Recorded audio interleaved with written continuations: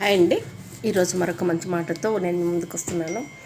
ఇది ఏంటంటే ఈ ఇన్స్టాగ్రాము ఇవన్నీ వచ్చిన తర్వాత కొంతమంది లేడీస్ నేను కొన్ని రీల్స్ చూశాను. అది కొంచెం నాకు బాధ అనిపించి నేను ఇప్పుడు ముందుకు వచ్చాను. ఒక ఆమె అంతకుముందు తన లైఫ్లోకి వచ్చిన వ్యక్తితోని ఏదో మంచి సాంగ్తో రీల్ చేసింది.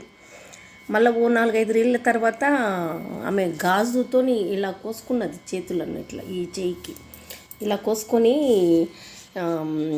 బాధపడుతూ ఆ బ్లడ్ వస్తుంది ఇలా చేతులకు ఇట్లా కోసుకుంటే బాధపడుతూ ఏడుస్తూ చేసింది అన్నట్టు. అంటే దయచేసి ఎలాంటి వాటికి మీరు నమ్మకండి. ఇలాంటి ప్రేమలకు కానివ్వండి, మాటలు కానీ మీరు నమ్మొద్దు అని నేను కోరుతున్నాను. ఎందుకంటే పెళ్ళైన వాడిని చేసుకున్నా, పెళ్ళి కాని వాడిని చేసుకున్నా ఎప్పటికైనా మనల్ని మంచిగా చూస్తారని నమ్మొద్దు.